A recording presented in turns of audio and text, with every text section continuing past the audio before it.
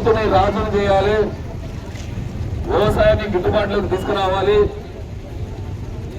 మొట్టమొదటగా ఈ రాష్ట్రంలో రైతుల్ని కాపాడుకోవాలనే ఒక గొప్ప సంకల్పంతో ఆనాడు కేసీఆర్ గారు మనం ఎవరం అడిగినా అడగకపోయినా మిషన్ కాకతీయ ద్వారా చెరువులు బాగు చేయడం, రైతులకు 24 గంటల కరెంటు, పరిశ్రమలకు ఏదైతే ఇస్తున్నారో ఆ పద్ధతిలో 24 గంటల కరెంటుతో పాటు రైతుకు వ్యవసాయానికి పెట్టుబడి కింద సంవత్సరానికి 2 పంటలకు 10,000 రూపాయలని రైతు బంధు ద్వారా, అదేవిధంగా రైతు ఏదైనా కారణంతో చనిపోతే ఆ కుటుంబాన్ని ఆదుకోవడానికి 5 లక్షల రూపాయల రైతు బీమా, రైతు పండించిన పంటకు సకాలంలో మరి కొనుగోలు చేయడానికి ఐకేపీ సెంటర్లు ఏర్పాటు చేసి రైతు కళ్ళాల దగ్గరనే పంటలు కొనుగోలు చేసే గొప్ప కార్యక్రమాన్ని మన ప్రభుత్వం కేసీఆర్ గారు ఉన్నప్పుడు తీసుకొచ్చారు.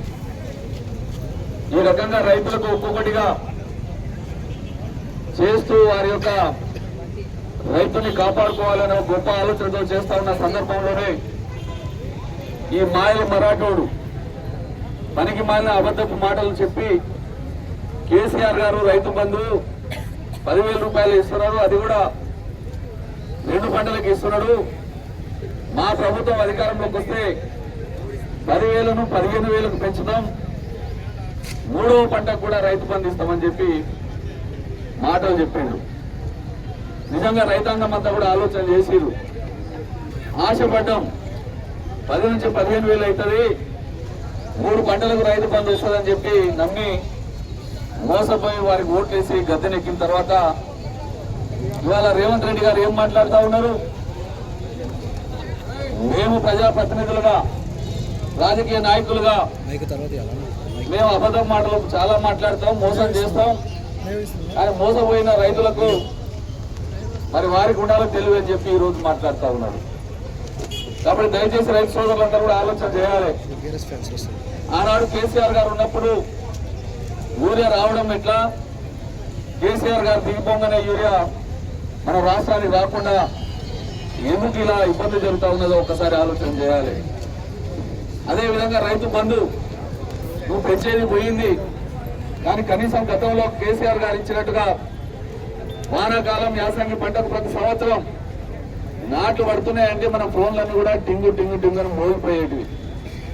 మనం ఎవరో అడగలే, రావాలని దరఖాస్తు పెట్టలే, అధికారుల దగ్గర పోయేది లేదు, ఎవరి చుట్టూ కూడా తిరిగేది లేదు. కానీ ఆ రోజు కేసీఆర్ గారు ఎక్కడో హైదరాబాద్ లో కూర్చొని ఒక బటన్ నొక్కితే మన ఫోన్లలో వచ్చి మన డబ్బులు జమ అయిపోయి అకౌంట్లలో పడిపోయినాయి. అదేవిధంగా యూరియా కోసం ఎక్కడ కూడా ఇబ్బంది పడకుండా అందుబాటులో పెట్టి ఎరువులు కానీ విత్తనాలు కానీ సకాలంలో అందించి ఎక్కడ కూడా ఇబ్బంది కలగకుండా రైతుల్ని కాపాడుకున్నాం. కానీ దురదృష్టం ఈరోజు రేవంత్ రెడ్డి గారి యొక్క పాలనలో ఆ మంత్రులకు సోయి లేదు. వల్లపన చెప్పినట్టుగా ఒకరికి ఒకరు పొందన లేదు.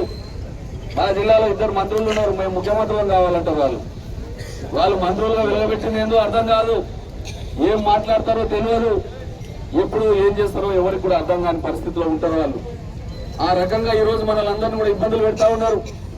మొన్ననే మనం చూసినాం, మున్సిపల్ ఎన్నికలు జరిగినాయి, ఎంత దౌర్జన్యం, ఎంత దారుణం, పోలీసు వాళ్ళని ఎట్లా వాడుతున్నారు, ఏ రకంగా ఇబ్బందులు పెడుతున్నారో మనం అందరం కూడా చూస్తున్నాం.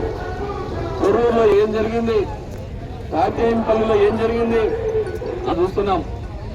మరి మెజార్టీ సీట్లున్నా ప్రజలందరూ కూడా గౌరవించి కేసీఆర్ గారిని ఆశీర్వదించి మున్సిపాలిటీలలో మెజార్టీ సీట్లు ఇచ్చిన పోలీసులు అధికారుల యొక్క సహకారంతో దౌర్జన్యంగా మరి మన మున్సిపల్ చైర్మన్ కావాల్సిన దగ్గర కూడా మరి మన నాయకులను అరెస్ట్ చేసి భయభ్రాంతులకు గురి చేసి ఈరోజు ఒక దౌర్జన్యకరంగా మరి ప్రభుత్వ పరిపాలన కొనసాగుతూ ఉన్నది.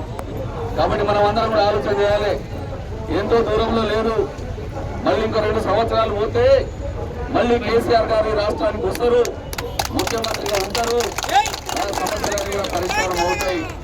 అందుకని మనం అందరం కూడా మన సమస్యల మీద ఇంకెవరో వస్తారు ఏదో చేస్తారు అనకుండా మన సమస్యల్ని మనమే పరిష్కారం చేసుకోవాలంటే పోరాటాలు తప్పవు, ఇలాంటి ఉద్యమాలు తప్పవు.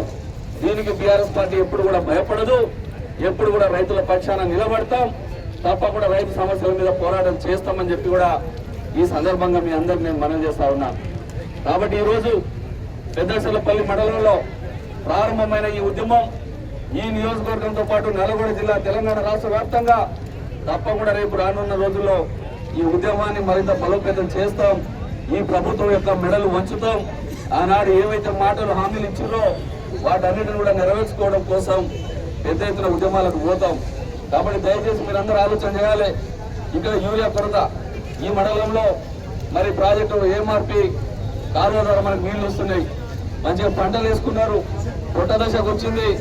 ఒకవైపున యూరియా లేదు, ఇప్పటి వరకు రైతు బంధు లేదు. గతంలో కూడా 2 దఫాలు రైతు బంధు ఎగ్గొట్టిన ప్రభుత్వం ఇది. మరి అదే రకంగా మా మహిళా సోదరులందరూ కూడా మోసం చేశారు. మీకు 2,500 ఇస్తామని చెప్పారు, పెన్షన్ 2,000 నుంచి 4,000 చేస్తామని చెప్పారు, మీ అమ్మాయిలకు స్కూటీలు ఇస్తామన్నారు, పిల్లలకు కంప్యూటర్లు ఇస్తామన్నారు, ఇంకేమేమో మాయ మాటలు చాలా మాట్లాడారు. కానీ తులం బంగారం కళ్యాణ లక్ష్మి కట్టలేదు, ఇక బంగారం కాడికి వెళ్ళలేదు. ఆ దళితుడు వచ్చినాక బంగారం రేటు కూడా అడవులో పెరిగిపోయింది. కాబట్టి ఈ రకంగా మాయ మాటలతో, మోసపు హామీలతో, అబద్ధపు ప్రచారాలతో మరి ఈ ముఖ్యమంత్రి ఈ ప్రభుత్వం పరిపాలన కొనసాగిస్తూ ఉన్నది. ఇలాంటి ప్రభుత్వానికి బుద్ధి చెప్పాలంటే తప్పకుండా భవిష్యత్తులో మనం ఇలాంటి ప్రజా పోరాటాలు ముందుకు తీసుకుపోవాల్సిన అవసరం ఉంది. కాబట్టి ఈ పోరాటాల్లో ఉద్యమాల్లో మనకు కొత్త కాదు. తప్పకుండా ప్రజల పక్షాన నిలబడదాం, రైతుల పక్షాన నిలబడదాం.